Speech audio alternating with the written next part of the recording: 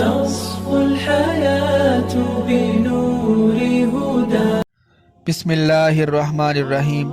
حضور صلی اللہ علیہ وسلم نے جو مٹی پھینکی تھی کفار کی طرف، معجزانہ طور پر ہر ایک کی آنکھ میں جا پڑی اور ان میں کھلبلی مچ گئی۔ ادھر صحابہ کرام نے زوردار حملہ کر دیا، مشرکین شکست کھا کر بھاگنے لگے، مسلمانوں نے پیچھا کیا، بہت سو کو قتل کیا، بہت سو کو گرفتار کیا۔ اس جنگ میں اللہ تعالیٰ نے فرشتوں کے ذریعے مسلمانوں کی مدد فرمائی۔ سورہ انفال میں ارشاد فرمایا، اس وقت کو یاد کیجیے جب آپ اپنے رب سے فریاد کر رہے تھے، پھر اللہ تعالیٰ نے آپ کی سن لی اور کہا کہ میں 1000 فرشتوں سے مدد کروں گا جو سلسلہ وار چلے آئیں گے۔ بدر کے دن جب مشرکین فرار ہوئے تو ایسے میں ایک انصاری ایک مشرک کا پیچھا کر رہے تھے، تب انہوں نے کوڑا مارنے کی سنسناہٹ سنی، ساتھ ہی آواز آئی، اے ہیزوم آگے بڑھ۔ صحابی نے دیکھا وہ مشرک وہی گر پڑا، اس کی ناک کی ہڈی ٹوٹ گئی اور منہ پھٹ گیا۔ صحابی نے رسول اللہ صلی اللہ علیہ وسلم کی خدمت میں حاضر ہو کر یہ واقعہ سنایا تو آپ صلی اللہ علیہ وسلم نے ارشاد فرمایا، تم سچ کہتے ہو۔ یہ تیسرے آسمان سے اترنے والا مددگار فرشتہ تھا۔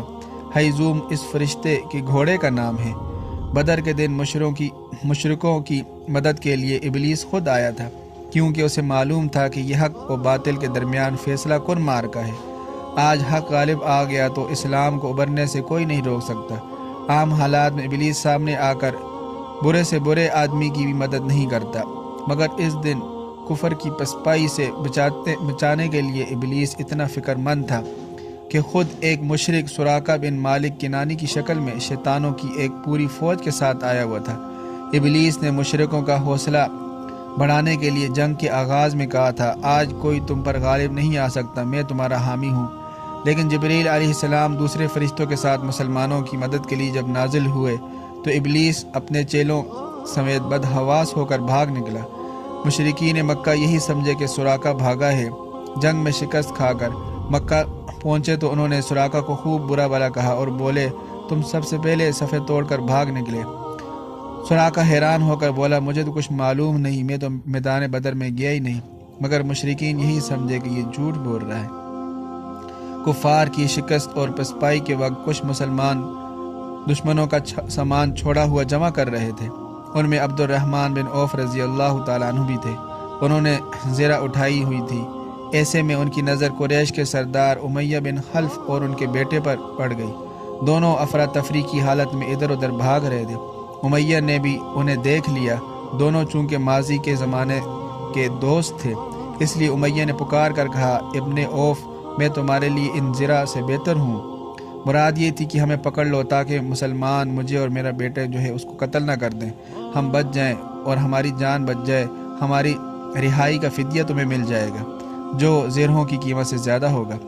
عبد الرحمن بن عوف رضی اللہ تعالیٰ عنہ نے فوراً زریں پھینک دی اور امیہ اور اس کے بیٹے کا ہاتھ تھام کر ساتھ لے چلے۔ حضرت بلال رضی اللہ تعالیٰ عنہ کی نظر امیہ پر پڑی۔ یہ وہی امیہ بن خلف تھا جو مکہ میں ان کا آقا تھا اور ان پر درندوں کی طرح ظلم و تشدد کیا کرتا تھا۔ امیہ کو دیکھتے ہی بلال رضی اللہ تعالیٰ عنہ کو سب مظالم یاد آ گئے۔ ان کا خون کھول اٹھا۔ وہ چلائے، مسلمانوں، یہ رہا کافروں کا سردار امیہ بن خلف، یہ آج بچ گیا تو سمجھو میں نہ بچا۔ عبد الرحمن بن عوف حیران ہو کر بولے، بلال، یہ میرے قیدی ہیں، کیا تم انہیں قتل کرو گے؟ مگر بلال رضی اللہ تعالیٰ عنہ نے توجہ نہ دی اور پکارتے رہے، انصاریوں، اللہ کے مددگاروں، یہ رہا کافروں کا سردار امیہ بن خلف۔ انصار جو پہلے ہی بھاگتے کافروں کو مار رہے تھے دوڑے اور امیہ اور اس کے بیٹے پر ٹوٹ پڑے۔ ادھر بلال رضی اللہ تعالیٰ عنہ بھی تلوار سون کر امیہ پر وار کر دیا۔ تلوار اس کے بدن پر زخم لگا گئی، وہ چیخ مار کر گر پڑا۔ عبد الرحمن بن عوف قیدیوں کو بچانے کے لیے ان پر اوندے چک گئے، مگر انصاریوں نے دائیں بائیں سے تلواریں چبو کر باپ بیٹے دونوں کو موت کے گھاٹ اتار دیا۔ اس طرح مکہ کے ایک مظلوم غلام نے اپنی اذیت اور تشدد کا پورا بدلہ بدر کے میدان میں لے لیا۔ عبد الرحمن بن عوف رضی اللہ تعالیٰ عنہ جو امیہ اور اس کے بیٹے کو بچاتے بچاتے خود بھی زخمی ہو گئے تھے، بعد میں یہ واقعہ یاد کر کے کہا کرتے تھے، اللہ بلال پر رحم کرے، ان کی وجہ سے میری زریں بھی گئی، قیدی بھی گئے اور زخم الگ کھائے۔ لڑائی کا ہنگامہ تھم گیا تو نبی کریم صلی اللہ علیہ وسلم نے ابو جہل کی لاش تلاش کرنے کا حکم دیا۔ عبداللہ بن مسعود رضی اللہ تعالیٰ عنہ نے اسے ڈھونڈ نکالا، دیکھا کہ ابھی اس میں کچھ زندگی کی رمق باقی ہے۔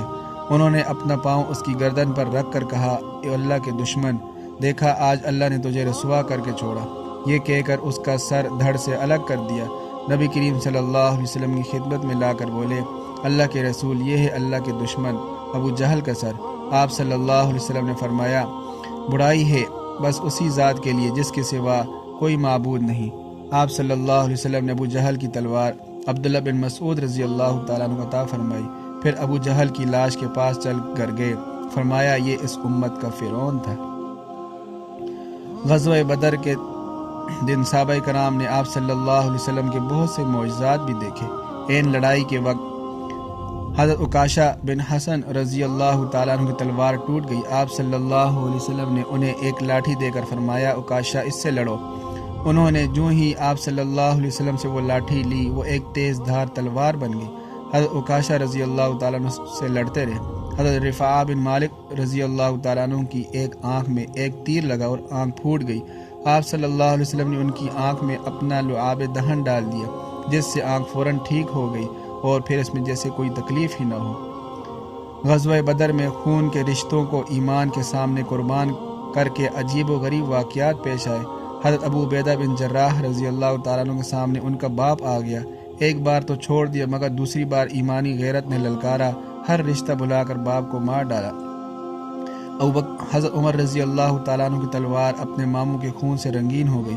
مشرکوں کے ساتھ حضرت ابوبکر رضی اللہ تعالیٰ عنہ کے بڑے بیٹے عبد الکعبہ بھی تھے، جو اس وقت مسلمان نہیں ہوئے تھے۔ اسلام لانے کے بعد یہی عبد الرحمن بن ابی بکر کہلائے۔